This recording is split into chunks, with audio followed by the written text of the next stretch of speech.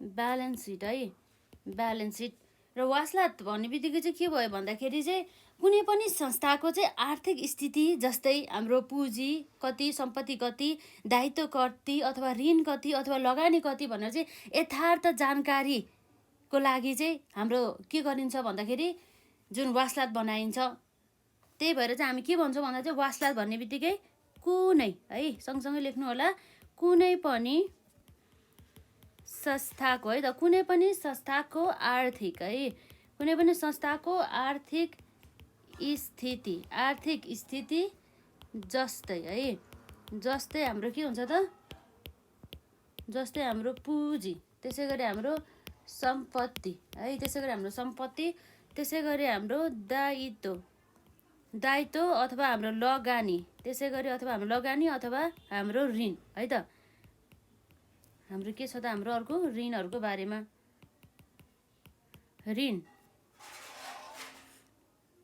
ऋणको चाहिँ हामीले के को बारेमा भन्दाखेरि ऋणको यथार्थ है त,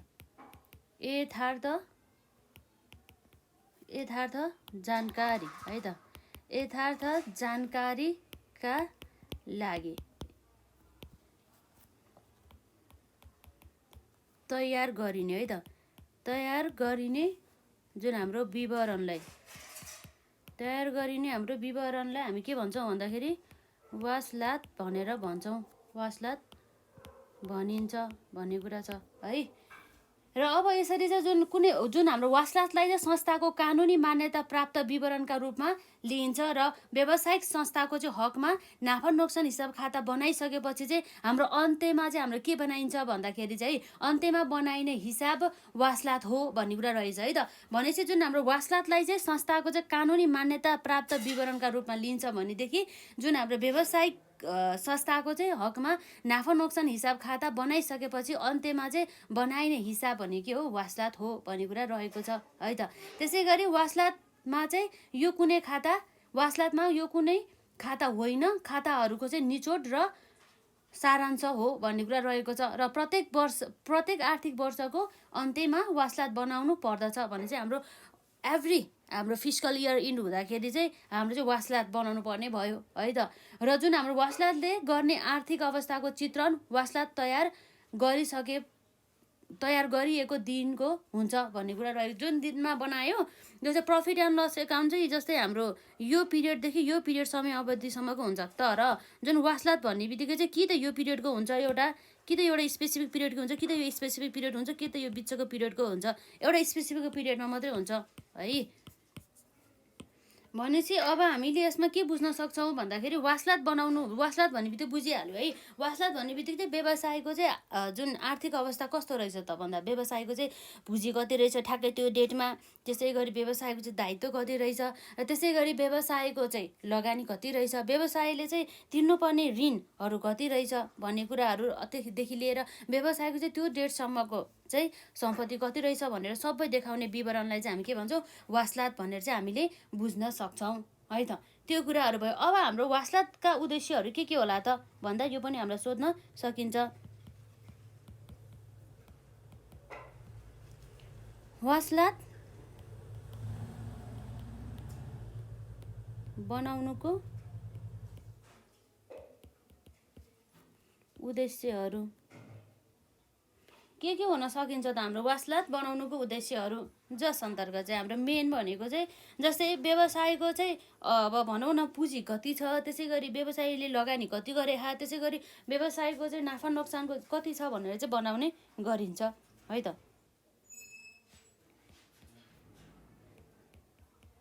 व्यवसायको पुँजी,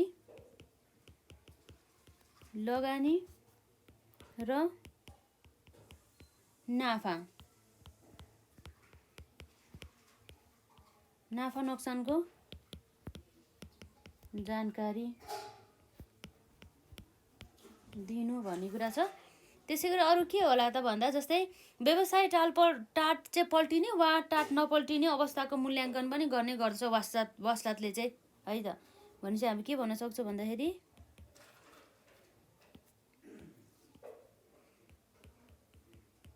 व्यवसाय टाट पल्टने वा है टाट नपल्टने है त टाट पल्टने वा नपल्टने अवस्थाको मूल्याङ्कन गर्नु है त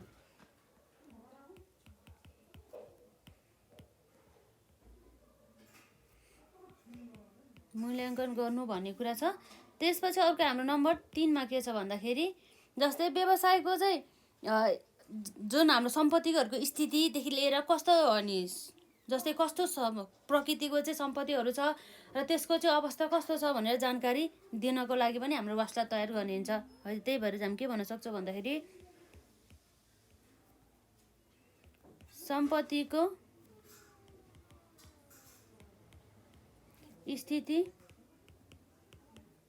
प्रकृति र 3 को के हो त भन्दा 3 को अवस्थाको जानकारी दिनु है। त्यसै गरी अरू के होला त भन्दा जस्तै व्यवसायको चाहिँ जस्तै लिक्विडिटी हुन्छ नि व्यवसायको चाहिँ तरलताको परीक्षण गर्नको लागि पनि हाम्रो वास्ता चाहिँ बनाउने गरिन्छ। व्यवसायको तरलताको चाहिँ हाम्रो के गर्नको लागि भन्दा परीक्षण गर्नु।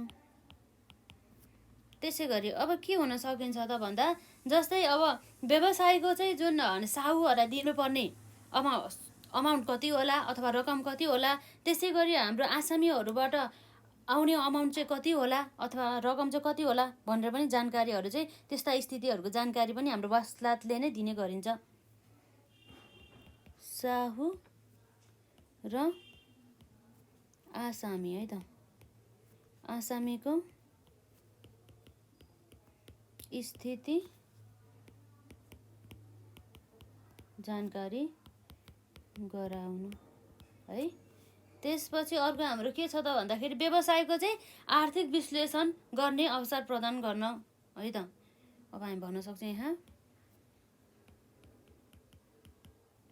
व्यवसायको आर्थिक विश्लेषण है त व्यवसायको आर्थिक विश्लेषण गर्ने अवसर प्रदान गर्नु। त्यसै गरी अरू के होला त भन्दा जुन हाम्रो जस्तै व्यवसायको चाहिँ उन्नति वा अवनति के भइरहेको छ भन्ने जानकारी दिने है।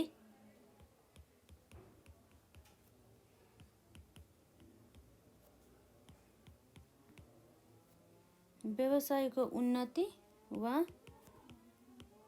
अवनति के भइरहेको छ भनेर है त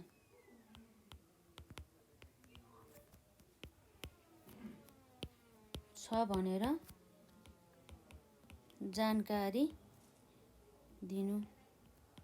र अब मैले यति मात्रै लेखेँ आदि भनेर अन्य कुराहरू पनि रहेको छ। जस्तै व्यवसायको चाहिँ जुन वास्लात व्यवसायको चाहिँ जस्तै वास्लातको हिसाबबाट चाहिँ हामीले के थाहा पाउन सक्छौँ भन्दा चाहिँ वास्लातका दुवै पक्ष मिल्नै पर्ने बाध्यताले चाहिँ सबै खाताहरूको शुद्धता चाहिँ हामीले स्वतः परीक्षण गर्न सक्छौँ।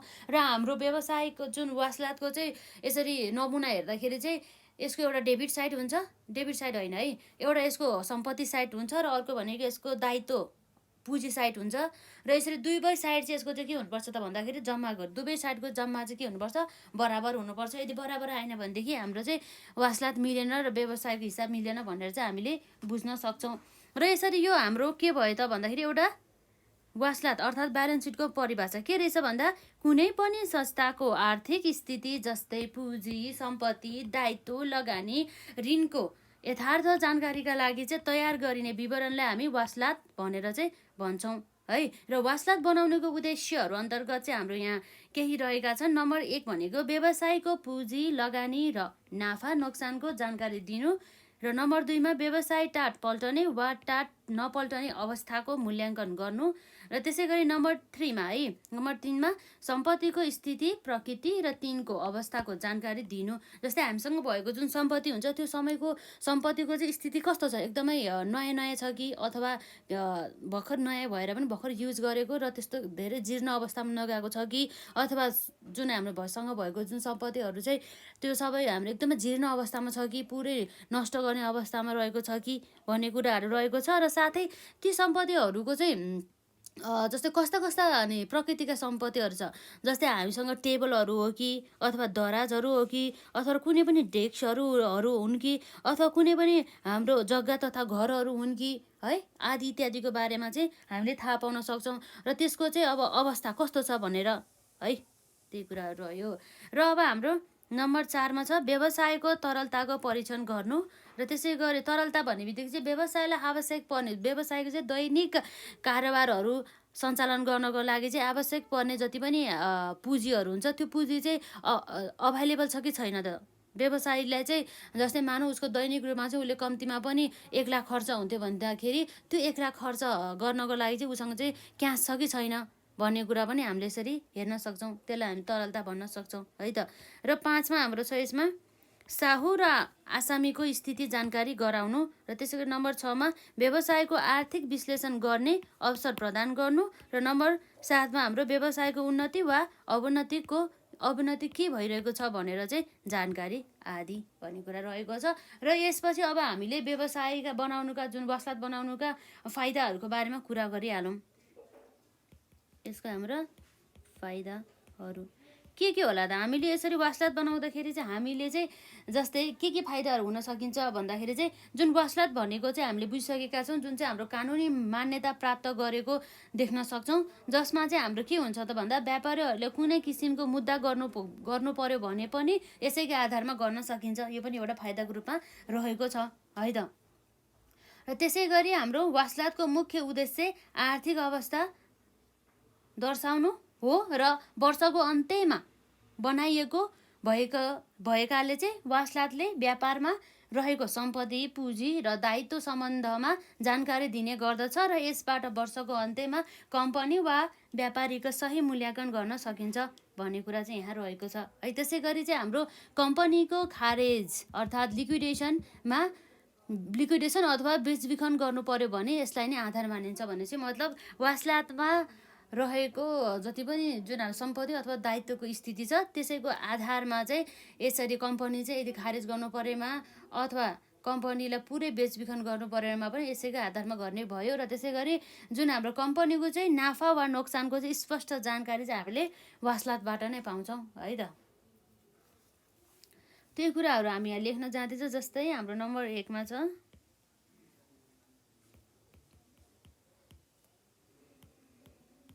वासलातले कानुनी है त, कानुनी मान्यता प्राप्त गरेको है त, गरेको छ। र त्यसै गरी हामीले यही अन्तर्गत हामी के भन्न सक्छौँ भन्दा चाहिँ व्यापारीहरूले कुनै किसिमको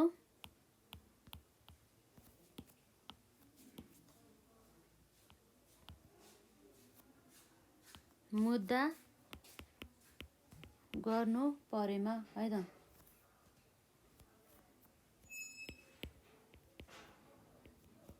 मुद्दा गर्नु पर्यो भने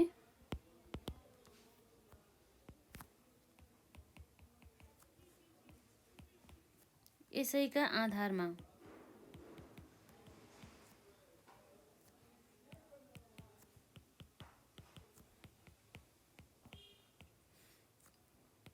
छ भन्ने भयो।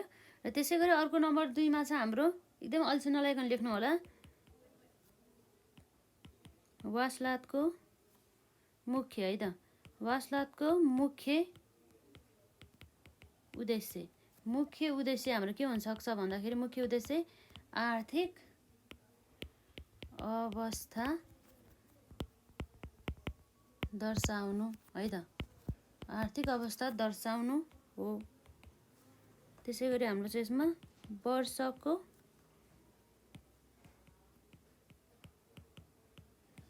अन्त्यमा बनाइने है त, बनाइने भएकाले के हुन्छ त हाम्रो वासलातको भन्दा नि वासलातले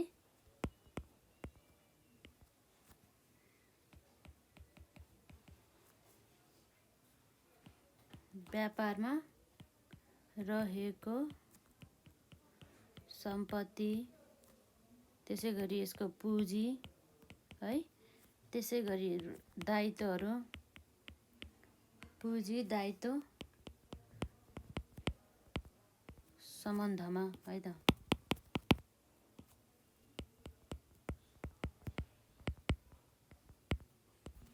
सम्बन्धमा चाहिँ के गराउँछ त्यसले जानकारी दिने गर्दछ। र यसबाट हाम्रो के हुन्छ त, यसबाट वर्षको अन्त्यमा कम्पनी वा व्यापारीको है त, व्यापारीको के हुन्छ सही मूल्याङ्कन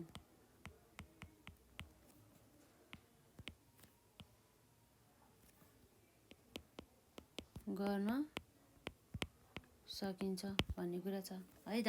र त्यसै गरी अर्को हाम्रो छ नम्बर 3 मा कम्पनीको के गर्नको लागि भन्दाखेरि चाहिँ खारेज, जसलाई हामीले अङ्ग्रेजीमा भन्न सक्छौँ लिक्विडेसन वा है, अथवा बेचबिखन सेल गर्नु परेमा पनि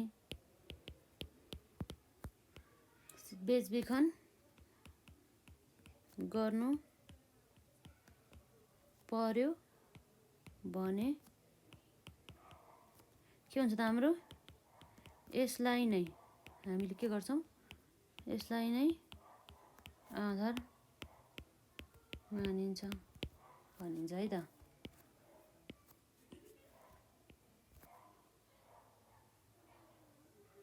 र लास्टमा चाहिँ हाम्रो नम्बर 4 मा है त, त्यसै गरी कम्पनीको है त, कम्पनीको नाफा वा है, नाफा वा हाम्रो के छ त, नाफा वा नोक्सान, नाफा वा नोक्सानको स्पष्ट जानकारी के हुन्छ त हाम्रो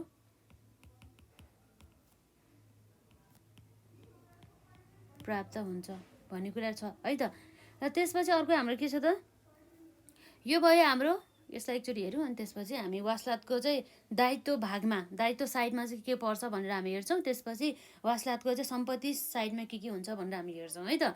र अब त्यसपछि हाम्रो फाइदाहरू, नम्बर 1 मा हाम्रो के हुन्छ त भन्दा वासलातले कानुनी मान्यता प्राप्त गरेको छ, व्यापारीहरूले कुनै किसिमको मुद्दा गर्नु पर्यो भने यसैका आधारमा गर्न सकिन्छ है। मुद्दा लड्नु पर्यो भने पनि हाम्रो व्यवसायको चाहिँ वासलात अर्थात् ब्यालेन्स सिटको आधारमा चाहिँ उसले लड्न सक्छ भन्ने कुरा चाहिँ रहेको छ।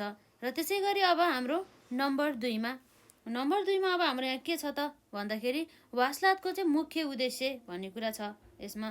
र वासलातको मुख्य उद्देश्य आर्थिक अवस्था दर्शाउनु हो र वर्षको अन्त्यमा बनाइने भएकोले वासलातले व्यापारमा रहेको सम्पत्ति, पुँजी र दायित्व सम्बन्धमा जानकारी दिने गर्दछ। र यसबाट वर्षको अन्त्यमा, यो हाम्रो अन्यमा भइज है, वर्षको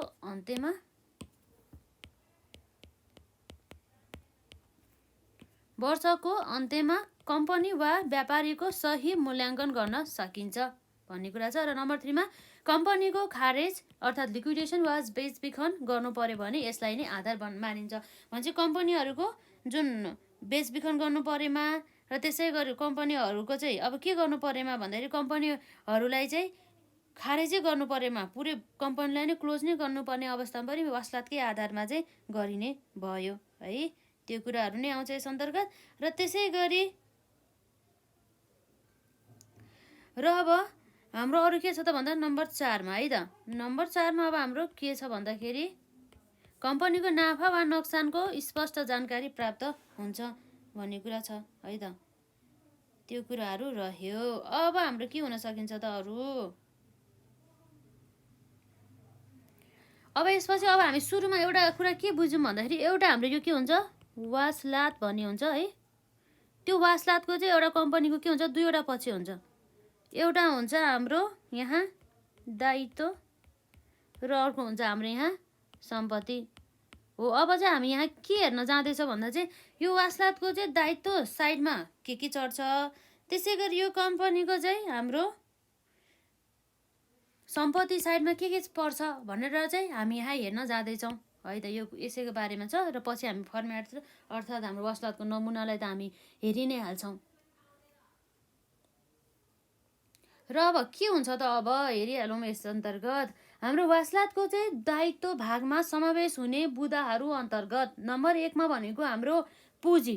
पुँजी भनेको क्यापिटल। अब क्यापिटल भनेको के हो भने हामीले बुझ्नुपर्ने हुन्छ। के छ त हाम्रो क्यापिटल भन्ने बित्तिकै है हेरिहालौँ। के हो त हाम्रो क्यापिटल भन्ने बित्तिकै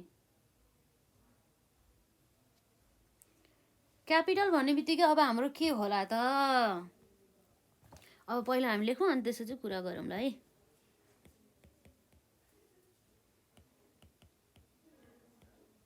वासलातको चाहिँ हाम्रो के छ त दायित्व भागमा समावेश हुने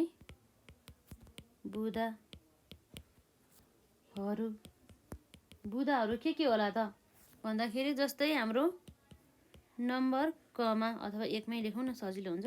नम्बर 1 मा हाम्रो के छ पुँजी। अब यो पुँजी भन्ने बित्तिकै के हो भन्दा चाहिँ जुन हाम्रो व्यावसायिक सञ्चालन गर्नको लागि चाहिँ सुरुमा चाहिँ जुन त्यो मालिक हुन्छ नि व्यवसायको मालिकले चाहिँ के गरेको हुन्छ भन्दाखेरि लगानी गरेको हुन्छ। अब व्यवसायमा लगानी नगरिकन त्यसै अनि हामीले व्यवसाय सञ्चालन गर्न सक्छौँ त। व्यवसायलाई हामीले पुरै ह्यान्डल गर्न सक्छौँ त सक्दैनौँ नि त। त्यही भएर अब हामीले पनि अहिले पनि कुरा गर्छ नि त कसैलाई व्यवसाय सञ्चालन भन्दा पनि सञ्चालन गर्नु छ भनेदेखि अब पुँजी चाहिन्छ, क्यापिटल चाहिन्छ होइन, पैसा चाहिन्छ भन्ने कुरा आउँछ। हो त्यो पैसा भनेको नि यही पुँजीको लागि कुरा गरेको हो। यो पुँजीलाई हामीले इङ्ग्लिसमा के भन्न सक्छौँ भन्दाखेरि क्यापिटल। अब हेरिहालौँ हाम्रो के छ भन्दाखेरि कुनै है त कुनै व्यापारीले व्यापारमा लगानी गरेको है त लगानी गरेको रकमलाई हामी के भन्न सक्छौँ त भन्दा पुँजी भनिन्छ है त। पुँजी भनिन्छ र यो चाहिँ हाम्रो कुनै पनि सेयर पनि हुन सकिन्छ अथवा कुनै पनि अमाउन्ट अफ मनी पनि हुन सकिन्छ अथवा कुनै पनि सम्पत्ति पनि हुन सकिन्छ। ओन्ली हाम्रो क्यास मात्रै अर्थात् पैसा मात्रै नभएर चाहिँ हाम्रो यो सम्पत्तिको रूपमा पनि ओनरले लिएर आउने भयो। जस्तै व्यवसाय सञ्चालन गर्ने बेलामा उसले केही अमाउन्ट अफ मनी क्यास लिएर आयो, जस्तै 5 लाख क्यास लिएर आयो। र त्यसै गरी व्यवसाय सञ्चालनको लागि अन्य हाम्रो सम्पत्ति अर्थात् हाम्रो एसेट्सहरू पनि लिएर आयो। कति भ्यालु 3 लाख भ्यालु बराबरको सम्पत्तिहरू लिएर आयो रे मानौँ। र त्यसै गरी उसले चाहिँ जस्तै अब अरू के ल्याउन सकिन्छ त भन्दाखेरि उसले ल्याउने भनेको अरू के होला त जस्तै सेयरहरू भयो। सेयर क्यापिटल है यसरी चाहिँ ल्याउने भयो है त। भनेपछि पुँजीभित्र चाहिँ हाम्रो के कुरा पर्ने भयो भन्दाखेरि सेयर पनि पर्न सक्यो अथवा क्यास ब्यालेन्स पनि पर्न सक्यो अथवा कुनै पनि सम्पत्ति अर्थात् एसेट्स पनि पर्ने नै भइहाल्यो है। त्यो कुराहरू आउने गर्दछ। भनेपछि यो क्यापिटलमा है त यो क्यापिटलमा हाम्रो के पनि पर्न सक्ने भयो भन्दाखेरि मेबी क्यास अथवा एसेट्स भनेको चाहिँ हाम्रो सम्पत्ति भयो अथवा हाम्रो के पनि हुन सकिन्छ भन्दा सेयर क्यापिटल है यो पनि हुन सकिन्छ। र त्यसै गरी खुद नाफाले पुँजी बढ्ने र नोक्सानले चाहिँ के हुन्छ त भन्दाखेरि हाम्रो पुँजी चाहिँ घट्ने हुन्छ। भनेपछि अब यो पनि ध्यान दिनु होला। कुल होइन हाम्रो के छ खुद छ।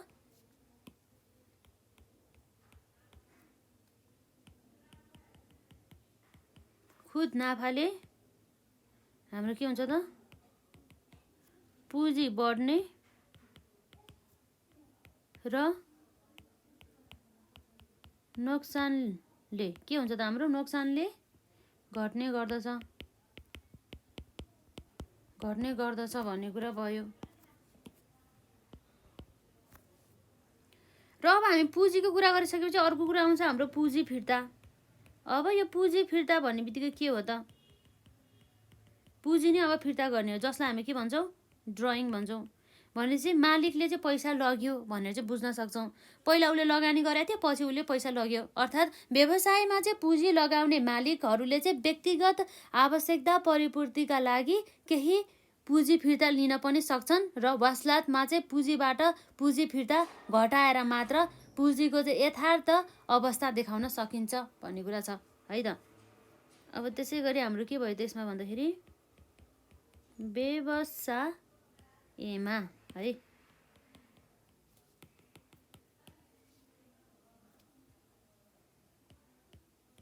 व्यवसायमा पुँजी लगाउने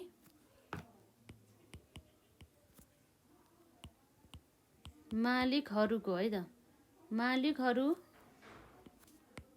भन्दा नि मालिकहरूले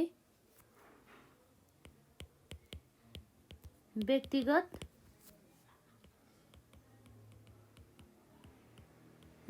आवश्यकता परिपूर्तिका लागि के गर्ने त भन्दा केही पुँजी है त, केही पुँजी फिर्ता लिन पनि सक्छन् भन्ने कुरा भयो है त। र जुन यदि पुँजी फिर्ता छ भनेदेखि त्यसलाई चाहिँ हाम्रो यो पुँजीबाट चाहिँ के गर्नुपर्छ त? घटाएर देखाउनु पर्छ भन्ने कुरा छ है त। यसलाई ध्यान दिनु होला, हिसाब गर्दाखेरि हामीले त्यही गर्नुपर्छ। यदि पुँजी फिर्ता छ भनेदेखि पुँजीबाट घटाउनुपर्छ। त्यो हाम्रो खरिद हुँदाखेरि खरिद फिर्तालाई घटा जस्तै गरेर, र बिक्री हुँदाखेरि बिक्री फिर्तालाई घटा जस्तै गरेर, यसमा नि पुँजी हुँदाखेरि पुँजी फिर्तालाई घटाउनु पर्ने हुन्छ है त। वासलातमा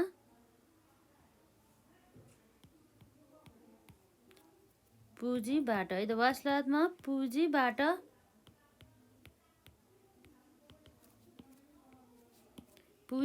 पुँजी फिर्ता घटाएर मात्र के गरिन्छ त भन्दा घटाएर मात्र पुँजीको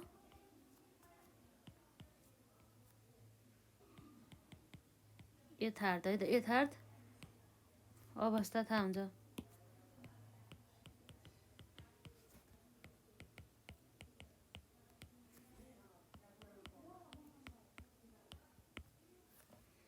त्यो कुराहरू भयो है त।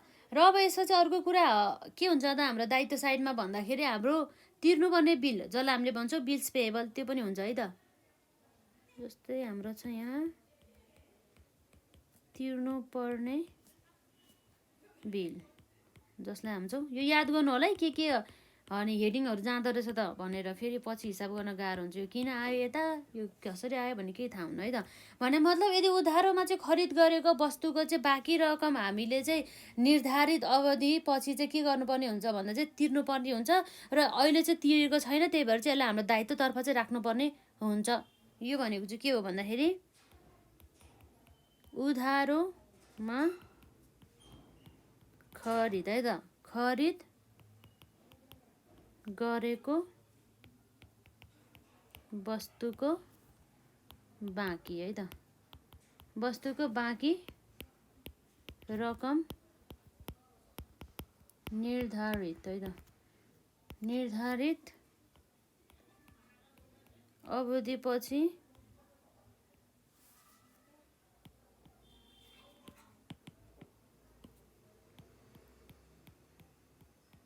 तिर्ने वचन है त, तिर्ने वचन सहित दिएको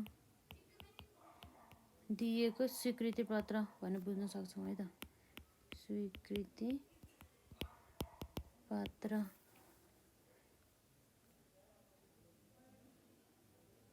पढौँ है, पढौँ एकदम राम्रो ध्यान दिएर सुन्नु होला र सँगसँगै लेख्दै पनि जानु होला। र त्यसपछि अब नम्बर 4 मा अर्को भनेको चाहिँ बैंक ओभरड्राफ्ट। यो बैंक ओभरड्राफ्टलाई अरू मैले केही लेखिनँ है, के मात्र बुझ्नु होला भन्दा चाहिँ यो बैंकबाट लिएको लोन हो भनेर बुझ्नु होला है त। बैंक ओभरड्राफ्ट भनेको बैंक ओभरड्राफ्ट भनेको है त। यो भनेको के भयो त हाम्रो बैंक ऋण।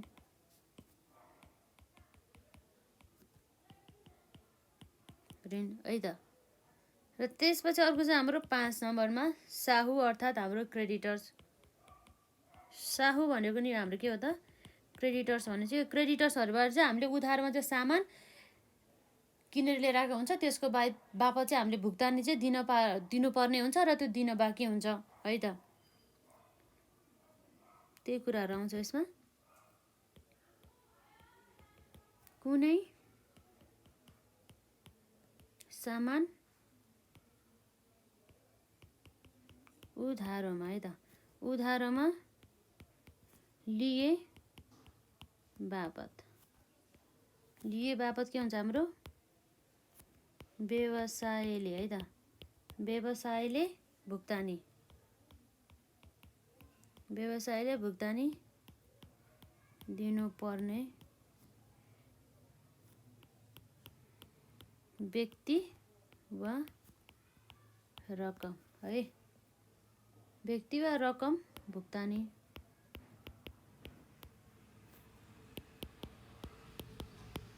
रकम गर्नुपर्ने पक्षलाई हामी के भन्छौँ, पक्षलाई हामी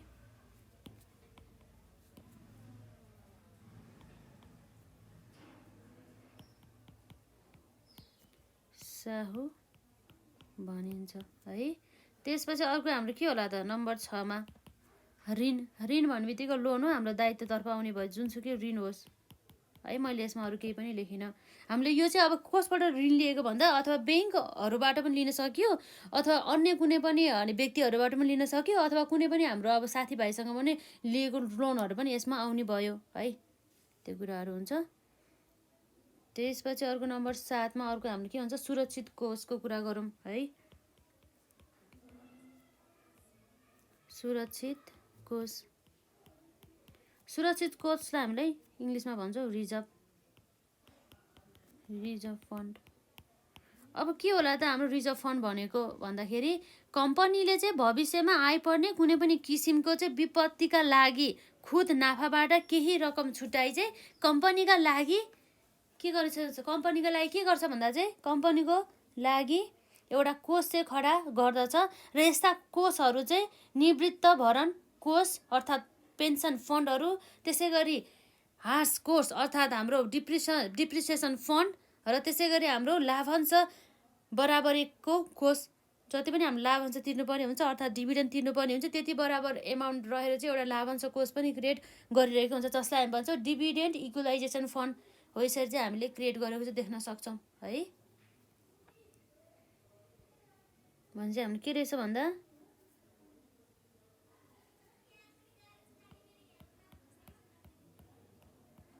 कम्पनीले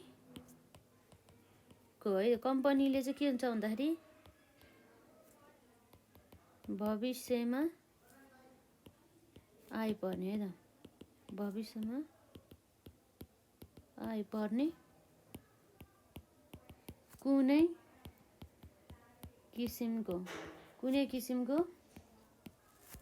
विपत्तिका लागि है त, कुनै किसिमको विपत्तिका लागि खुद नाफाबाट है, नोक्सान भयो भने परेन, नाफा भयो भने मात्रै है, खुद नोक्सान भयो भने परेन, नाफाबाट मात्रै है त। खुद नाफाबाट केही के गर्छ त उसले रकम है त, केही रकम छुट्याउने कम्पनीका है त, छुट्याउने कम्पनीका लागि कोष के गर्छ त उसले खडा गर्दछ। जस्तै अब त्यस अन्तर्गत चाहिँ के हुन सकिन्छ भन्दा हाम्रो जस्तै निवृत्तभरण कोष अर्थात् हाम्रो पेन्सन फन्ड है त। जस्तै हाम्रो के छ भन्दाखेरि यहाँ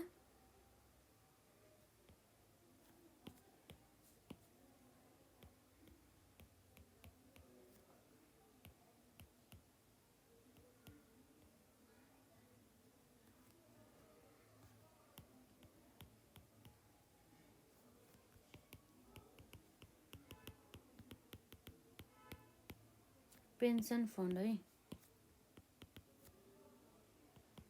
त्यसै गरी हाम्रो ह्रास अर्थात् हाम्रो डिप्रिसिएसन कोष है त, जसलाई भन्न सक्छ हामी डिप्रिसिएसन है त, डिप्रिसिएसन फन्ड भन्छौँ।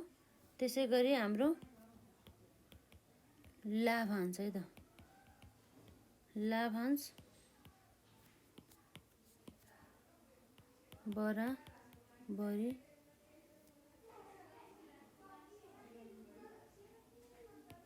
करण कोष, जसलाई भन्छौँ डिभिडेन्ड इक्वलाइजेसन फन्ड है त, डिभिडेन्ड इक्वलाइजेसन फन्ड।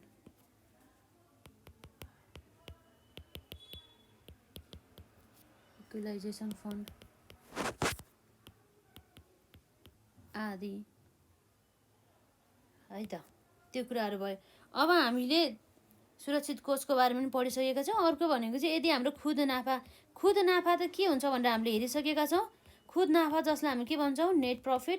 र यदि हाम्रो चाहिँ नेट प्रफिट छ, प्रफिट एन्ड लस एकाउन्टबाट चाहिँ हामीले नेट प्रफिट चाहिँ प्राप्त गरेका छौँ, नेट प्रफिट चाहिँ हामीले कमाएको छौँ भनेदेखि त्यसलाई चाहिँ हाम्रो के गर्न सक्छौँ भन्दा चाहिँ जुन पुँजीमा चाहिँ जोडेर राख्नु पर्दछ। यसले के गर्नुपर्छ, पुँजीमा हामीले एड गर्नुपर्छ। यसले एकदम ध्यान दिनु होला है, हिसाब गर्दाखेरि हामीलाई चाहिन्छ। जस्तै हाम्रो यहाँ रहेको छ व्यवसायको सम्पूर्ण आम्दानी है त, सम्पूर्ण आम्दानीबाट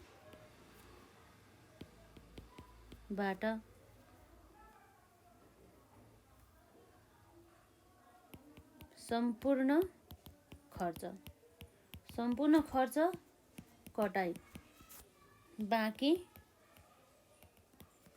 रहेको है त, बाँकी रहेको रकमलाई हामी के भन्छौँ त भन्दाखेरि खुद नाफा भन्छौँ है त, खुद नाफा भनिन्छ भनेको छ। जस्तै यो चाहिँ हाम्रो कहाँबाट आउँछ भन्दा यो कुरा के हुन्छ त, व्यवसायको पुरा आम्दानीबाट खर्च घटाउने काम हाम्रो केबाट हुन्छ त भन्दा नाफा नोक्सान हिसाब खातामा हुन्छ। भनेपछि हाम्रो यो नाफा नोक्सान हिसाब खाताबाट आउँछ भन्ने कुरा हामीलाई स्पष्ट थाहा छ। हामीले नाफा नोक्सान हिसाब खाता हामी अलरेडी बनाइसकेका छौँ है त, त्यो कुराहरू भयो। र यो रकमलाई चाहिँ हामी के गर्छौँ भन्दाखेरि चाहिँ हामीले पुँजीमा चाहिँ जोडेर राख्न सक्छौँ। यो भनेको चाहिँ हाम्रो मालिकहरूको चाहिँ भागबन्डाको चाहिँ रकम हो। यो प्रफिट अब मालिकहरूले चलाउन पाए नि त, त्यही भएर है त। त्यही भएर चाहिँ के हो त भन्दाखेरि मालिकहरूको भागबन्डा है त, भागबन्डाको रकम। र यसलाई के गर्छौँ त हामी के गर्छौँ भन्दा चाहिँ खुद नाफालाई हामी पुँजीमा जोड्छौँ है त, पुँजीमा जोडेर देखाउँछौँ है त।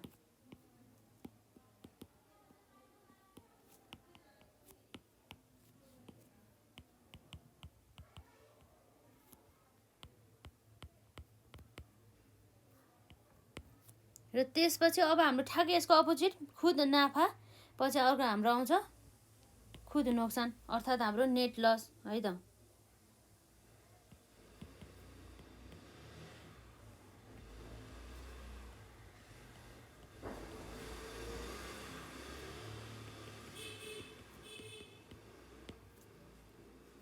नेट लस अब ठ्याक्कै यसको अपोजिट चाहिँ अब यो चाहिँ के भयो भन्दा चाहिँ व्यवसायको चाहिँ आम्दानी भन्दा चाहिँ खर्च बढी भयो भने चाहिँ हामीलाई थाहा छ हाम्रो के हुन्छ खुद नोक्सान हुन्छ। र यस्तो अवस्थामा चाहिँ नोक्सान भएको छ भनेदेखि चाहिँ त्यो व्यवसायको चाहिँ पुँजीबाट चाहिँ अथवा सम्पत्तिबाट चाहिँ घटाउनु पर्ने हुन्छ। सम्पत्तिमा देखाउनु पर्छ, सम्पत्तिबाट घटाउने होइन, पुँजीबाट चाहिँ घटाउने। र यदि हामीले अब पुँजीबाट घटाएनौँ भनेदेखि चाहिँ त्यसलाई चाहिँ सम्पत्ति पक्षतर्फ चाहिँ देखाउनु पर्छ है त।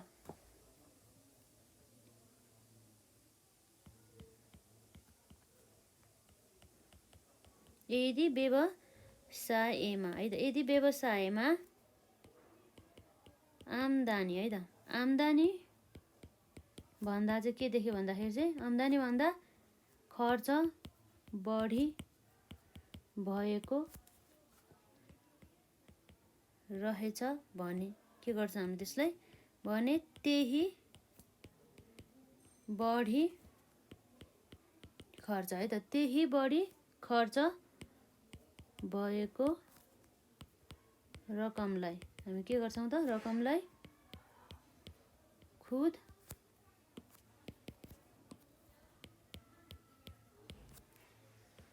नोक्सान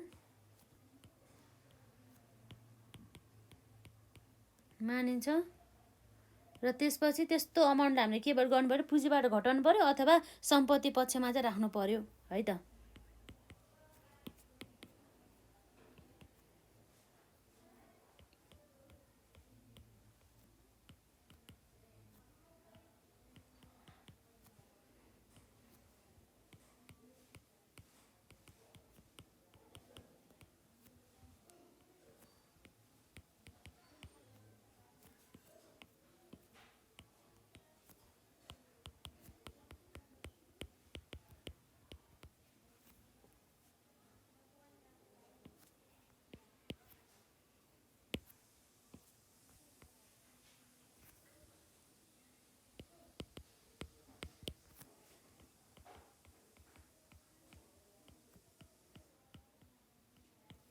यसरी सम्पत्ति पक्षमा हामीले के गर्न सक्छौँ त देखाउन सक्छौँ भन्ने कुरा भयो है त र यसरी चाहिँ हाम्रो जम्मा टोटल चाहिँ देखिने भयो हाम्रो दायित्व साइडमा है त त्यसै गरी हाम्रो चाहिँ सम्पत्ति पक्षमा के हुन्छ भनेर पनि हेर्छौँ त्योभन्दा अगाडि एकचोटि हामी हेरिहालौँ है त एकदम ध्यान दिएर सुन्नु होला जस्तै वासलातको दायित्व भागमा समावेश हुने बुदाहरू नम्बर 1 मा पुँजी जसलाई हामी क्यापिटल भन्छौँ र कुनै व्यापारीले व्यापारमा लगानी गरेको रकमलाई हामी पुँजी भनिन्छौँ भनेदेखि जसलाई चाहिँ जुन चाहिँ व्यापारीहरूले चाहिँ क्यास पनि ल्याएको हुन्छ अथवा एसेट्स अर्थात् सम्पत्तिको रूपमा पनि लिएर आएको हुन्छ अथवा हाम्रो सेयर क्यापिटलको रूपमा पनि लिएर आएको हुन्छ है त र खुद नाफाले पुँजी बढ्ने र नोक्सानले घट्ने गर्दछ भनेदेखि हाम्रो के छ पुँजी फिर्ता अर्थात् ड्रइङ भनेपछि व्यवसायमा पुँजी लगाउने मालिकहरूले व्यक्तिगत आवश्यकता परिपूर्तिका लागि केही है त केही पुँजी फिर्ता लिन पनि सक्छन् र वासलातमा पुँजीबाट पुँजी फिर्ता घटाएर मात्र पुँजीको चाहिँ यथार्थ अवस्था देखाउन सकिन्छ भन्ने कुरा छ भनेदेखि नम्बर 3 मा छ हाम्रो यहाँ तिर्नुपर्ने बिल्स पेएबल र उधारोमा खरिद गरेको वस्तुको बाँकी रकम निर्धारित अवधि पछि तिर्ने वचन सहित है त तिर्ने वचन सहित दिएको स्वीकृति पत्रलाई हामी के भन्छौँ बिल्स पेएबल भनेर चाहिँ हामीले बुझ्न सक्छौँ है त अब के हुन्छ त हाम्रो बैंक ओभरड्राफ्ट जुन चाहिँ हाम्रो बैंकबाट लिएको लोन अर्थात् अस्ति पनि हामीले कुरा गरिसकेका छौँ यो बैंक ओभरड्राफ्ट भनेको चाहिँ जुन हाम्रो खातामा भएको भन्दा पनि बढी रकम चाहिँ झिक्ने तर त्यो चाहिँ अब हामीले यसमा चाहिँ हाई इन्ट्रेस्ट अलि बढी चाहिँ हाम्रो ब्याज दिनुपर्ने हुन्छ यस्तो बैंक ओभरड्राफ्टमा है त त्यसै गरी अब हाम्रो नम्बर 5 मा के छ साहु अर्थात् क्रेडिटर्स भनिन्छ जसलाई कुनै सामान उधारोमा लिए बापत व्यवसायले भुक्तानी तिर्नुपर्ने व्यक्ति वा रकम भुक्तानी गर्नुपर्ने पक्षलाई साहु भनिन्छ भन्ने कुरा रहेको छ है त त्यसै गरी हाम्रो छ 6 मा ऋण के छ हाम्रो 6 मा ऋण अर्थात् लोन भनेर लोन भनेको पनि हाम्रो बैंक तथा वित्तीय संस्थाहरूबाट अथवा कुनै पनि व्यक्तिहरूबाट अथवा कुनै पनि कम्पनीहरूबाट चाहिँ लोनहरू चाहिँ लिइन्छ जसमा जुन भनेको चाहिँ हाम्रो दायित्व हो त्यही भएर दायित्व साइडमा चाहिँ रहने गर्दछ त्यसै गरी हाम्रो चाहिँ सुरक्षित कोष अर्थात् हाम्रो रिजर्भ फन्डको बारेमा कम्पनीले भविष्यमा आइपर्ने है त कुनै किसिमको विपत्तिका लागि खुद नाफाबाट केही रकम छुट्याउने कम्पनीका लागि कोष खडा गर्दछ भनेदेखि जस्तै निवृत्त भरण कोष भनेको पेन्सन फन्ड र त्यसै गरी राजकटी भनेको डिप्रिसिएसन फन्ड र लाभांश बराबरीकरण कोष भनेको डिभिडेन्ड इक्वलाइजेसन फन्ड आदि यी कुराहरू भयो र त्यसपछि नम्बर 8 मा छ खुद नाफा अर्थात् नेट प्रफिट भने चाहिँ व्यवसायको सम्पूर्ण आम्दानीबाट सम्पूर्ण खर्च कटाई हाम्रो बाँकी रहेको रकमलाई अर्थात् यसमा चाहिँ के भयो भन्दा खर्चभन्दा बढी हाम्रो आम्दानी रहेको छ त्यही भएर चाहिँ हाम्रो खुद नाफा भयो र यो खुद नाफा भनेको चाहिँ हाम्रो मालिकहरूको चाहिँ भागभण्डाको रकम हो र खुद नाफालाई हाम्रो पुँजीमा चाहिँ जोडेर देखाउनु पर्ने हुन्छ यदि खुद नाफा भयो भनेदेखि हामीले पुँजीमा चाहिँ एड गरेर देखाउनु पर्ने भयो है त खुद नाफालाई र यदि खुद नोक्सान भनेको मतलब नेट लस भयो भनेदेखि के हुन्छ भन्दा यदि व्यवसायमा आम्दानी भन्दा खर्च बढी भएको रहेछ भने त्यही बढी खर्च भएको रकमलाई खुद नोक्सान मानिन्छ र यदि हाम्रो खुद नोक्सान पुँजीबाट घटाउन वा सम्पत्ति पक्षमा देखाउनु पर्छ त्यो यदि नोक्सान भएको छ भनेदेखि त्यसलाई पुँजीबाट घटाउने नाफा भएको छ भने जोड्ने, नोक्सान भएको छ भने घटाउने, र यदि घटाएन भनेदेखि हाम्रो सम्पत्तिको पक्षमा चाहिँ राखेर पनि हामीले यसरी देखाउन सकिन्छ भन्ने कुरा भयो है त। र अब यसपछि हाम्रो अर्को कुरा आउँछ यसै अन्तर्गत सम्पत्ति पक्षको कुरा है। हामीले अघि कुरा गरिसकेका छौँ वासलात है त। वासलातको चाहिँ हाम्रो दायित्वतर्फ अब हामीले यताको कुरा गऱ्यो, अब हामी सम्पत्तितर्फको कुरा गरौँ के रहेछ त हाम्रो सम्पत्तितर्फ भनेर।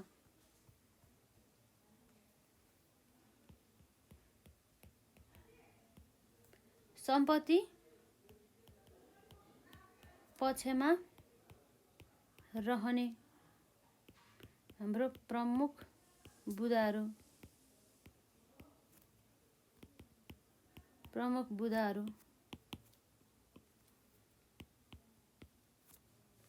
अब के होला त हाम्रो यसमा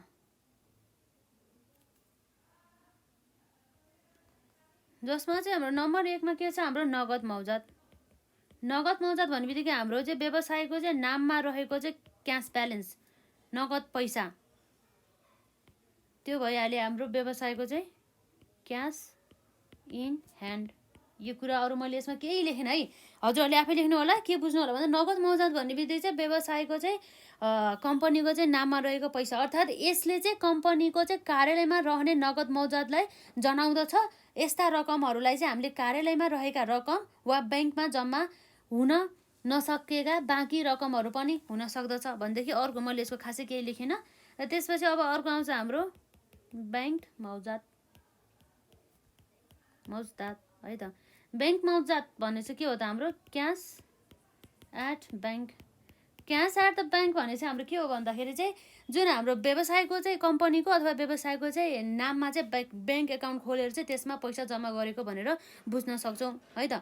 यसले चाहिँ ब्याङ्कमा जम्मा रहेको नगद मौजातलाई जनाइन्छ र वर्षभरि ब्याङ्कमा जम्मा गरिएको रकम र निकालिएको रकम बिचको फरक नै मौजात नै हाम्रो के हो त बिचको फरक मौजात नै हाम्रो के हो ब्याङ्क मौजात हुन्छ भन्ने कुरा रहेको छ। र त्यसै गरी अर्को हामी कुरा गरिहालौँ यसै अन्तर्गत भुक्तानी पाउनुपर्ने बिल।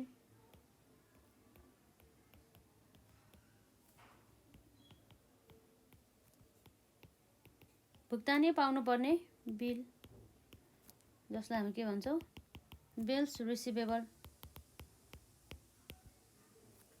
जस्तै बिल्स रिसिभेबल भनेको के हो भन्दाखेरि चाहिँ कम्पनी व्यवसायलाई चाहिँ दुई किसिमका, एकदम ध्यान दिएर सुन्नु होला, व्यवसायमा चाहिँ दुई किसिमका बिलहरू प्रयोग गरिन्छ। यो भुक्तानी लिनुपर्ने बिल हो।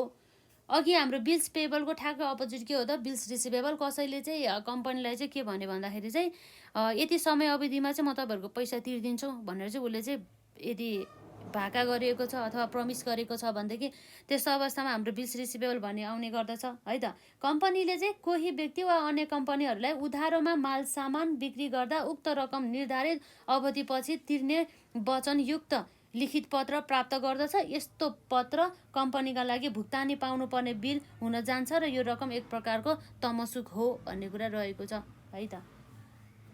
ठ्याक्कै अघि बिल्स पेबलमा चाहिँ हामीले चाहिँ अरूलाई चाहिँ यति समयपछि दिन्छु है भनेर प्रमिस गरेको हो भनेदेखि बिल्स अनि रिसिभेबल भनेको चाहिँ अरूले चाहिँ हामीलाई चाहिँ अनि यति समयपछि दिन्छु है तपाईँहरूलाई भनेर चाहिँ प्रमिस गरेको भनेर चाहिँ बुझ्निन्छ है। त्यही भएर मैले यसमा खासै केही लेखिनँ। र अर्को भनेको हाम्रो नम्बर 4 मा छ आसामी। आसामी भनेको चाहिँ हाम्रो चाहिँ जुन हाम्रो वस्तु तथा सेवाहरू हुन्छ नि हो त्यो चाहिँ उनीहरूले चाहिँ उधारोमा चाहिँ खरिद गरेर लगे हामीबाट चाहिँ भने हामीले चाहिँ उनीहरूलाई उधारोमा बिक्री गर्यो भनेदेखि त्यस्तो अवस्थामा त्यो व्यक्तिहरू चाहिँ हाम्रो लागि के भयो त आसामी भयो। उनीहरूले चाहिँ केही समयपछि चाहिँ के गर्छ त त्यो अमाउन्ट चाहिँ दिने गर्छ। जस्तै हाम्रोबाट चाहिँ उनीहरूले सामान चाहिँ 50,000 को लगेको थियो र केही समयपछि उसले त्यो 50,000 दिन्छ हामीलाई। त्यो त हाम्रो अहिले त आएको छैन, त्यही भएर पछि आउने भए पनि त्यो हाम्रो लागि सम्पत्ति हो जसलाई हामी आसामी अर्थात् डेप्टर्स भन्छौँ है त। डेप्टर्स भन्छौँ भने चाहिँ के रहेछ कम्पनीले कसैबाट रकम लिनुपर्ने भएमा त्यस्ता व्यक्ति वा पक्षहरू कम्पनीका लागि आसामी हुन्छन्। अर्थात् कम्पनीले क भन्ने व्यक्तिलाई ₹50,000 ऋणको रूपमा दियो भने क भन्ने व्यक्ति कम्पनीका लागि आसामी हुन् भन्ने कुरा भयो है त। त्यसपछि अर्को हाम्रो के आउँछ नम्बर 5 मा फर्निचर भनेर है त। फर्निचर के हो त हाम्रो फर्निचर। फर्निचर भन्ने बित्तिकै व्यवसायको सम्पत्ति हुन् जुन चाहिँ जस अन्तर्गत चाहिँ हाम्रो जस्तै फर्निचरभित्र के पर्ने गर्दछ भन्दाखेरि जस्तै कुर्सीहरू भयो, टेबुलहरू भयो, खाटहरू भयो, दराजहरू भयो, त्यसै गरी सोफाहरू भयो आदि चाहिँ हाम्रो चाहिँ आदि सामानहरू नै हाम्रो फर्निचरहरू हुन् र यो चाहिँ व्यवसायले चाहिँ व्यवसाय चाहिँ सञ्चालन गर्नको लागि चाहिँ प्रयोग गरेको हुन्छ र यस्ता सामानहरू र सामान जडान गर्न लाग्ने सम्पूर्ण खर्चहरूलाई चाहिँ हामीले के गर्छौँ त भन्दाखेरि सम्पत्ति भनेर चाहिँ हामीले देखाउँछौँ भन्ने कुरा चाहिँ रहेको छ है त। यो कुराहरू भयो। त्यसपछि अर्को छ, मैले यसमा केही पनि लेखिनँ, हजुरहरूले बुझ्नु भइहाल्छ फर्निचर भनेपछि के पर्छ भनेर। र अर्को नम्बर 6मा छ मोटर। मोटर भने पनि बुझिहाल्नुहुन्छ, मोटर भने चाहिँ हाम्रो गाडीहरूको कुरा आउने भयो है त। र व्यवसायका विभिन्न कामको प्रयोजनका लागि चाहिँ खरिद गरी प्रयोग गर्नको लागि चाहिँ हाम्रो चाहिँ के गरेको भन्दा चाहिँ किनिएको मोटरलाई हामीले एउटा के भन्न सक्छौँ भन्दा चाहिँ किनेको साधन अथवा मोटरलाई हामी मोटरै भन्छौँ होइन। जस्तै कारहरू भयो, जिपहरू भयो, त्यसै गरी ट्रकहरू भयो, बसहरू भयो इत्यादि है त। त्यसै गरी अरू हाम्रो के होला त नम्बर 7मा भन्दा लगानी। अब लगानी भन्ने बित्तिकै व्यवसायले चाहिँ उसको पैसालाई चाहिँ के गर्ने त केही कुराहरूमा लगाउने गर्ने भयो। यो लगानी त उसले जेमा पनि गर्न सकिन्छ नि त, इन्भेस्टमेन्ट भन्ने। व्यवसायले चाहिँ आफ्नो पुँजी परिचालन र वृद्धि गर्नका लागि है त, परिचालनका लागि अथवा वृद्धि गर्नका लागि चाहिँ के गर्छ भन्दाखेरि चाहिँ खरिद गरी चाहिँ है त के होला त इन्भेस्टमेन्ट भनेको भन्दा व्यवसायले चाहिँ आफ्नो पुँजी परिचालन र वृद्धि गर्नका लागि चाहिँ विभिन्न संस्था र व्यक्तिलाई दिएको रकमलाई लगानी भनिन्छ र त्यस्ता रकम सेयर खरिदमा, मुद्दती खातामा र राष्ट्र ब्याङ्कमा चाहिँ है त। राष्ट्र ब्याङ्क भन्दा पनि राष्ट्र भन्दा पनि हाम्रो के छ राष्ट्र ऋणमा चाहिँ लगानी गरेको हुन्छ भन्ने कुरा रह्यो। र त्यसै गरी हाम्रो यसबाट चाहिँ कम्पनीलाई ब्याज, लाभांश र एकमुष्टमा नाफा आउँछ भने चाहिँ हामीले लगानी गरे चाहिँ कुनै पनि व्यवसायमा चाहिँ लगानी गरेपछि जुन हाम्रो एमाउन्ट अफ मनी आउँछ नि हो त्यो भनेको चाहिँ हाम्रो रिटर्नमा आउँछ। जस्तै हामीले एउटा जग्गा किन्यौँ र जग्गा किनिसकेपछि केही समयपछि त्यसलाई बेच्दाखेरि हामीलाई के आउँछ अलिकति नाफा अथवा प्रफिट आउँछ नि हो त्यो चाहिँ हाम्रो लगानी भयो है। त्यसै गरी हामीले कुनै पनि सेयरहरूमा लगानी गऱ्यो भनेदेखि त्यस्तो अवस्थामा हामीलाई के आउँछ कि त लाभांश आउँछ अथवा कुनै पनि ब्याजहरू आउँछ। हामीले यदि फिक्स डिपोजिटहरूमा चाहिँ पैसा जम्मा गरेको रहेछ भनेदेखि है त त्यो कुराहरू आउने भयो। र त्यसपछि अर्को भनेको हाम्रो 8मा है, 8 नम्बरमा छ हाम्रो यसमा भवन, त्यसै गरी हात र पर्खाल है त। हात भन्दा नि भवन,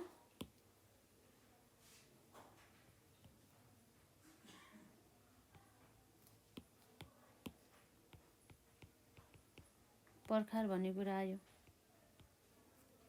अब जुन हाम्रो जसलाई चाहिँ हामीले के भन्न सक्छौँ बिजनेस है त, बिजनेस प्रिमिसेस भनेर चाहिँ भन्न सक्छौँ। भवन र पर्खाल, बिजनेस प्रिमिसेस भन्ने बित्तिकै चाहिँ हाम्रो के भयो त भन्दा व्यवसायमा चाहिँ आवश्यक पर्ने भवन, त्यसको चाहिँ के हुन्छ त भन्दाखेरि त्यसको चाहिँ वरिपरिको पर्खाल र त्यसले ओगटेको जग्गा सबै यसभित्र चाहिँ पर्ने गर्दछ है। भवन भने बित्तिकै हजुरहरूले बुझ्नु होला, पर्खाल भने पनि हजुरलाई थाहा छ त्यो सबै व्यवसायको सम्पत्तिहरू हुन्।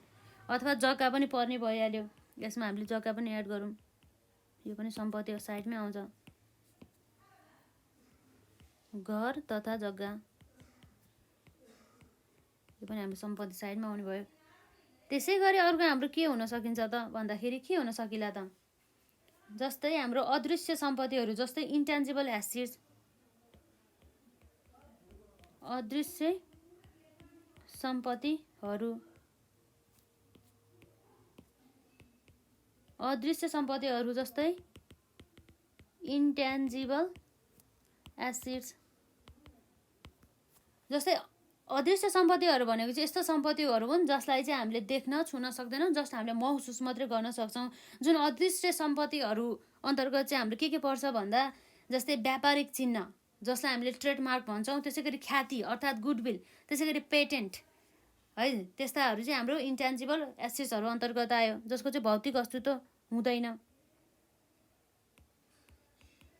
भौतिक अस्तित्व के हुँदैन भन्दा अस्तित्व हुँदैन है। अब त्यसै गरी चाहिँ जस अन्तर्गत हाम्रो के हुन्छ त भन्दाखेरि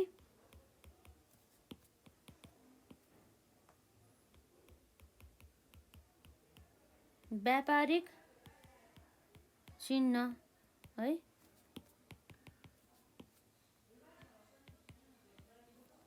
जसलाई हामीले भन्न सक्छौँ ट्रेड मार्क्स है। त्यसपछि अर्को चाहिँ हाम्रो ख्याति। ख्याति भने चाहिँ हाम्रो के भयो त गुडविल। त्यसै गरी अर्को हाम्रो के छ पेटेन्ट। पेटेन्ट भन्ने बित्तिकै के रहेछ त भन्दाखेरि हाम्रो यसरी प्याटेन्ट भन्छ है इङ्ग्लिसमा चाहिँ।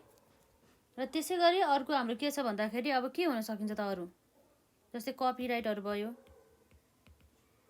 इटिसी है त, इटिसी अथवा इत्यादि। त्यसपछि अर्को हाम्रो 9 पछि अर्को के छ हाम्रो 10 मा। 10 नम्बरमा चाहिँ हाम्रो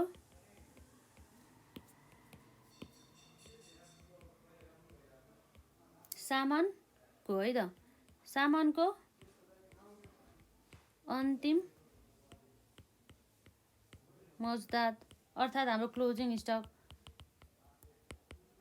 यो त हाम्रो बिक्री हुन बाँकी हुन्छ नि त, यो त हाम्रो सम्पत्ति हो नि त, बिक्री भएको छैन भनिसकेपछि अझै पनि हाम्रो सम्पत्ति हो। त्यही भएर चाहिँ वर्षभरि खरिद वा उत्पादन भएका माल सामान मध्ये बिक्री नभई बाँकी रहेका सामानको मूल्य हाम्रो केमा पर्छ त क्लोजिङ स्टक अर्थात् हाम्रो अन्तिम सामानको चाहिँ अन्तिम मौजात अन्तर्गत पर्ने गर्दछ है। लेख्दै हालौँ त्यसमा हाम्रो वर्षभरिमा है, वर्षभरिमा खरिद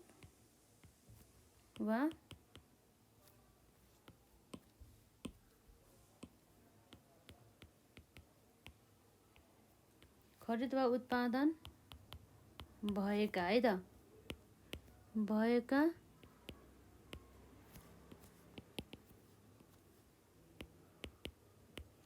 हाम्रो के भयो त माल सामान मध्ये बिक्री है त, बिक्री नभई बाँकी है त, बाँकी रहेका सामानहरूको के हो त हाम्रो सामानहरूको मूल्य।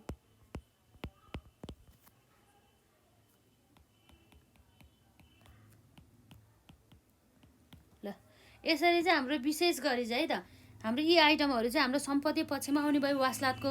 अब हेरी हाम्रो एकचोटि फेरि सम्पत्ति पक्षमा रहने प्रमुख बुदाहरू अन्तर्गत नम्बर 1 मा नगद मौजात जसलाई हामीले क्यास इन ह्यान्ड भन्छौँ। र त्यसपछि अर्को छ नम्बर 2 मा ब्याङ्क मौजात अर्थात् क्यास एट द ब्याङ्क भयो, जस्तै हाम्रो ब्याङ्कमा चाहिँ मौजात रहेको भनेर बुझ्न सक्छौँ। र नम्बर 3 मा हाम्रो भुक्तानी पाउनुपर्ने बिल्स रिसिभेबल भनिन्छ जसलाई। त्यसै गरी हाम्रो नम्बर 4 मा आसामी डेप्टर्स, नम्बर 5 मा फर्निचरहरू भयो, त्यसै गरी मोटरहरू भयो, त्यसै गरी हाम्रो लगानी अर्थात् इन्भेस्टमेन्टको कुरा आउँछ। त्यसै गरी नम्बर 8 मा चाहिँ हाम्रो भवन र पर्खाल अथवा घर तथा जग्गाहरू पनि आउने भयो है त, बिजनेस प्रिमिसेस भनिन्छ जसलाई। र त्यसै गरी हाम्रो छ यसमा अदृश्य के छ हाम्रो यसमा अदृश्य सम्पत्तिहरू, अदृश्य भन्दा अलिकति छुटेछ है हाम्रो यसमा। अदृश्य सम्पत्तिहरू अर्थात् इन्ट्यान्जिबल एसेट जसको चाहिँ भौतिक अस्तित्वहरू चाहिँ हुँदैन, जसलाई हामीले छुन सक्दैनौँ, जस्ट हामीले फिल मात्रै गर्न सक्छौँ भन्ने कुरा रहेको छ है त। र यसमा चाहिँ हाम्रो के पर्छ त अदृश्य सम्पत्तिहरू अन्तर्गत चाहिँ हाम्रो व्यापारिक चिन्ह जसलाई हामी ट्रेडमार्क भन्छौँ, र ख्याति भनेको गुडविलको कुरा आउँछ। र त्यसै गरी हाम्रो पेटेन्टको भनेपछि प्याटेन्ट कुरा आयो, र कपिराइट एसेक्ट्रा भन्ने कुरा आयो। र नम्बर 10 मा सामानको अन्तिम है, सामानको हाम्रो के भयो त अन्तिम मौजात अर्थात् हाम्रो क्लोजिङ स्टक। वर्षभरिमा खरिद वा उत्पादन भएका माल सामान मध्ये बिक्री नभई बाँकी रहेका सामानहरूको मूल्य यसमा पर्दछ भन्ने कुरा रह्यो है त। त्यो कुराहरू रहेको छ यसै अन्तर्गत।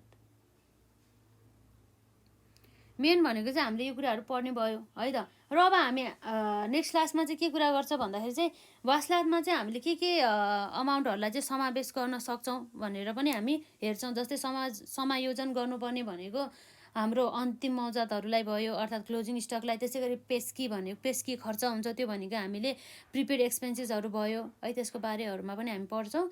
र भुक्तानी दिनुपर्ने खर्चहरू अर्थात् पेएबलहरू, अनपेडहरू अथवा आउटस्ट्यान्डिङ एक्सपेन्सेसहरूको बारेमा पनि पढ्छौँ।